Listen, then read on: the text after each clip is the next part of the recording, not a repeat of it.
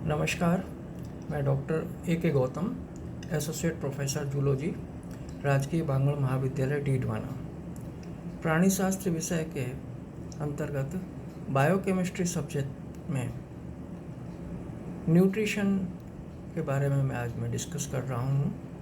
Nutrition या पोषक तत्व वे तत्व होते हैं, वे कंपोनेंट्स होते हैं फूड के, जो कि शरीर के पोषण में सहायक होते हैं, बिल्डिंग में, रिपेयर में काम आते हैं।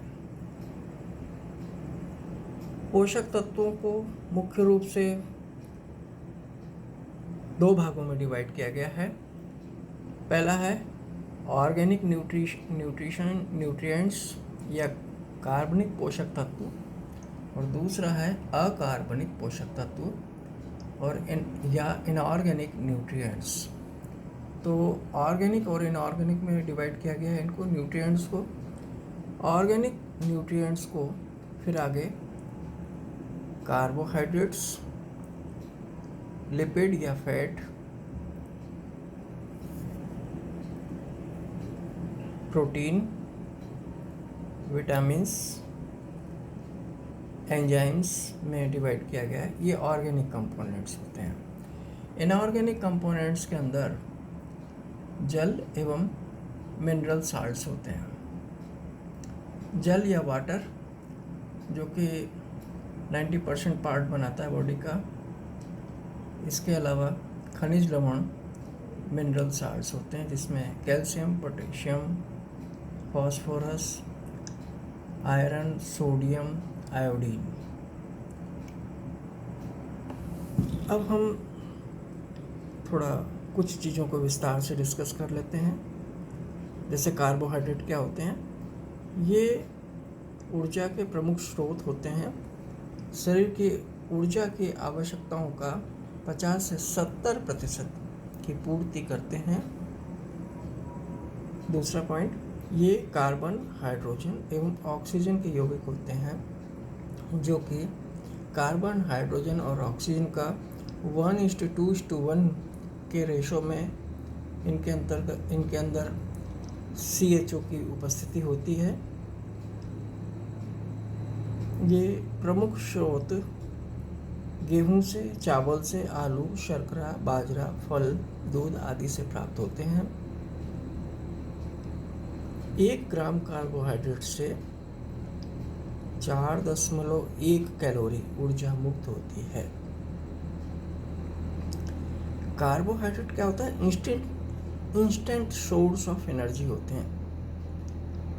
तत्काल ऊर्जा मिलती है, क्योंकि ये टूटते हैं ATP में, ADP में कन्वर्ट होता है और फॉस्फेट ग्रुप रिलीज होता है, एनर्जी रिलीज होती है।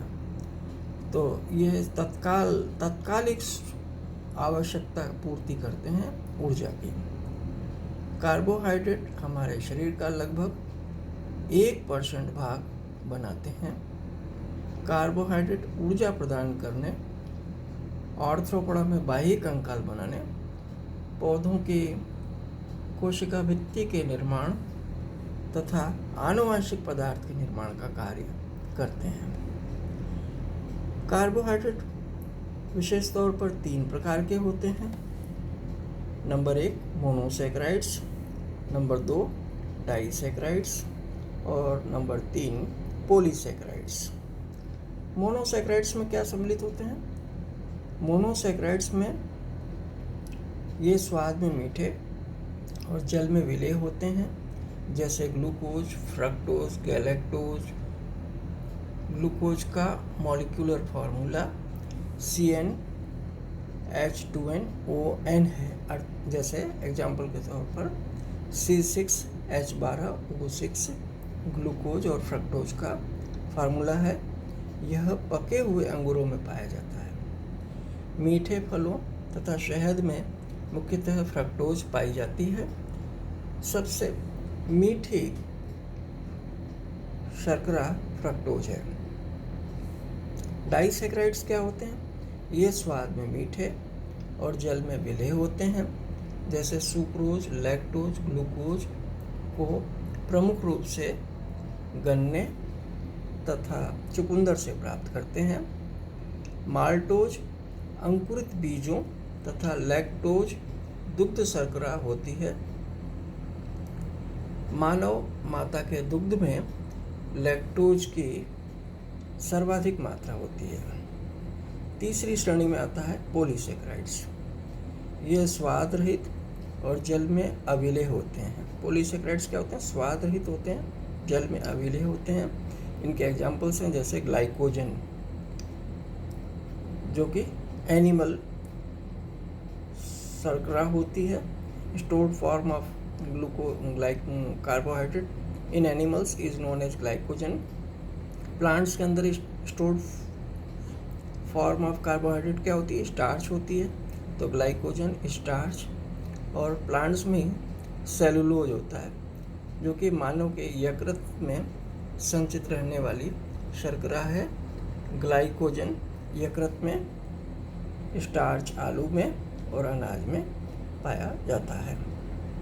तो आज मैंने सिर्फ कार्बोहाइड्रेट और पोषक तत्वों के विभिन्न कंपोनेंट्स को डिस्कस किया।